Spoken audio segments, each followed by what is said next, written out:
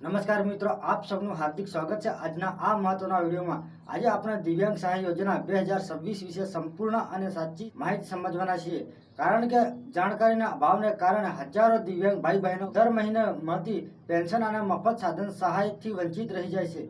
40% કે તેથી વધુ દિવ્યાંગતા ધરાવતા પાત્ર વ્યક્તિઓને સરકાર તરફથી 1000 થી 3000 સુધીની માસિક પેન્શન સાથે tricycle, wheelchair, hearing aid binder, stick જેવી સાધન સહાય ડીબીટી દ્વારા સીધી બેંક ખાતામાં મળે છે। તેમજ કેટલાક રાજ્યોમાં ઘર સહાય, સ્કોલરશીપ અને અન્ય સુવિધાઓ પણ આપવામાં આવે છે, પરંતુ આધાર કાર્ડ એક સાથે લિંક ન હોવું, નામમાં સ્પેલિંગ મિસમેચ, દિવ્યાંગ સર્ટિફિકેટ એક્સપાયર થયું અથવા બેંક ખાતું ઇનએક્ટિવ હોવાને કારણે ઘણી વખત પેમેન્ટ અટકી જાય છે। આ યોજના માટે આધાર કાર્ડ, માન્ય અને સમયસર રિન્યુ કરેલું સરકારી દિવ્યાંગ સર્ટિફિકેટ, બેંક પાસબુક, આવક દાખલો અને મોબાઈલ નંબર ફરજિયાત છે। ગામમાં રહેતા લોકો પંચાયત અથવા તલાટી ઓફિસ મારફતે, શહેરમાં રહેતા લોકો નગરપાલિકા અથવા સમાજ કલ્યાણ વિભાગ મારફતે અરજી કરી શકે છે। જ્યારે ઓનલાઈન ફોર્મ ભર્યા બાદ પણ સ્ટેટસ ચેક ન કરવાથી લોકોના યોજના બંધ છે એવું માની લે છે।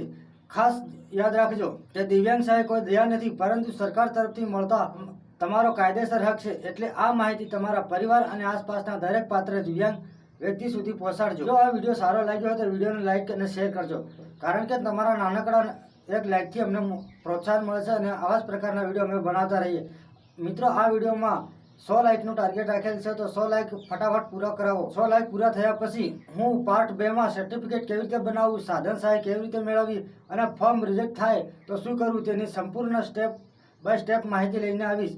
તો મિત્રો, આજે આપણે દિવ્યાંગ ભાઈ બહેનો માટે સરકાર દ્વારા ચલાવવામાં આવતા વિવિધ યોજનાઓ વિશે વિગતવાર સમજીશું, જે તમને આત્મનિર્ભર બનાવવામાં મદદરૂપ થઈ શકે છે। મિત્રો, કોઈ પણ યોજનાનો લાભ લેવા માટે તમારી પાસે યુડીઆઈડી કાર્ડ હોવું ફરજિયાત છે। એ સાર્વત્રિક ઓળખપત્ર છે અને તેના દ્વારા તમામ સરકારી પ્રક્રિયાઓ સરળ બને છે।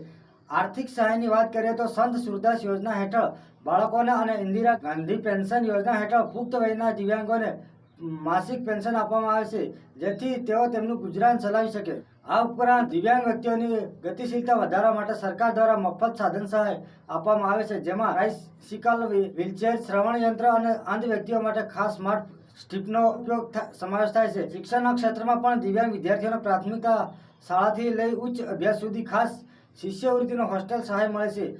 જે વિદ્યાર્થીઓ સ્પર્ધાત્મક પરીક્ષાઓની તૈયારી કરવા માંગતા હોય તેને પણ સરકાર તરફથી ખાસ પ્રોત્સાહન આપવામાં આવે છે। રોજગારીની વાત કરીએ તો દિવ્યાંગોને પોતાના નામનો વ્યવસાય કે દુકાન શરૂ કરવા માટે ખૂબ જ ઓછા વ્યાજ દરે લોન પૂરી પાડવામાં આવે છે, જે તેમને આર્થિક રીતે સ્વતંત્ર બનાવે છે।